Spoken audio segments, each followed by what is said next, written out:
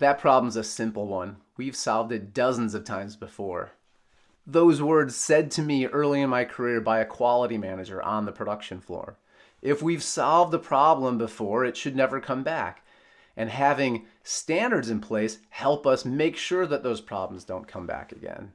Hey everyone, it's week 17, time for another business checkup. In this work, we're talking about standard work. A big topic. We're going to go through the textbook stuff really quick. I want to share with you some more of the lessons learned I've seen over the last 15 years of putting this in place and maintaining it so that it sustains. If we start off with a grounding here, standard work is a documented process that clearly outlines the sequence of the work to be performed, the time it's to be performed in, and constrains the amount of work in process.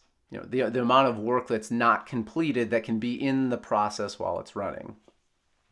Now, we document this and standardize the process to achieve three things: the safest execution of the process, the highest quality of the output, and the most efficient delivery possible. In that priority order, keep our workers safe, make sure that we have high quality product, then worry about delivery and cost. So some challenges I see when people maybe skip past even those textbook definitions of standard work is that they have problems, or they do have standard work, but it's not working. Standard work can be a solution to some of our business problems. If we oversimplify, every business problem generally has one of three root causes.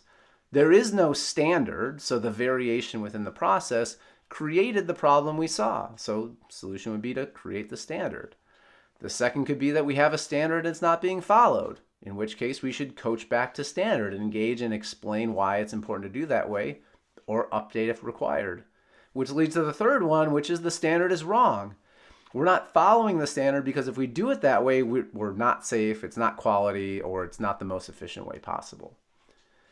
So if we think about creating a standard in the first place, we don't need to wait for perfection. Lay out the process as is, simulate with one piece of work moving through the process at each step, engaging the operator, say what happens next, why is that important, how do we do it, understanding and gathering that information, documenting that, and helping the frontline staff converge on one best way to do that process. Now that we have something documented and agreed to by the folks that are actually performing the work, we need to make sure that it's being followed. So this is another mistake that I see, is we're not process confirming that we're actually following the standard we spent time putting in place. One, sometimes the folks are not even trained to that standard when they're on the floor. We don't onboard them with the standard work. That's a big mistake, because now I'm holding you accountable to something I didn't train you to. And then the second is when we look at process confirmation through things like leader standard work, we're paying lip service to it. Yep, documents on the floor, date looks good. We're not going to observe the work and the time. Like, if we have spent the time putting the standard in place, it's worth the time to confirm.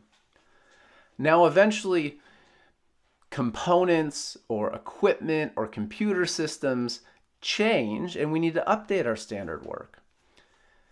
The standard work could be wrong because it was written by the engineers that were doing the new product introduction, and now we've learned more about it. Sure, an engineer put 12 or 20 together and documented the process. Now we have frontline staff that are producing 300 a day. Lots of understanding on tips and tricks and best practices we want to gather. And we don't want to optimize the process to say produce as fast as possible. We're trying to balance it out with whatever our demand rate is, our tack time. And the last thing that we don't want to make a mistake when we're looking at our standard work is building in a buffer for quality issues, part shortages, equipment downtime. The standard work should be an ideal state we're striving for every piece that flows through.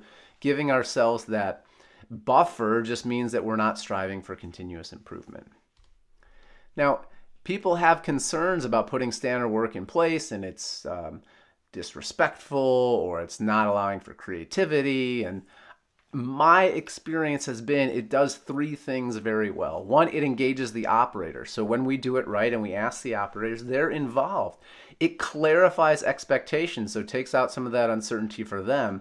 It respects them by saying you have knowledge and experience we want to capture in the documentation, right? And it it is helping prevent firefighting and variation in the process for them, the front line. Now, that next line of leadership, it empowers them as leaders so that they also have clear expectations between themselves and the frontline staff on what should be done. It creates a steady state that they can coach to, so we can always point back to standard of what should be happening in the process. Right? And if we've documented the process, it enables that leader to step in and support where needed. The third thing it does, it engages our operators, empowers our leader, and it enables Kaizen, or continuous improvement. When we have one best way of doing a process, when we change or improve that way, everyone's performance is raised up. Now we have something that everyone can agree on, and again, we clarify expectations, both for delivering the process and hitting that target time that we have. If you have not started out with standard work in your business, I recommend not going whole part and parcel and doing your whole organization at one time. Focus on a process that's giving you trouble, document the current state as a standard, and then coach and continuously improve within that process. As we expand out and gradually take on more processes that are challenging, sooner or later we get to improve less and get better results. We'll see you next week.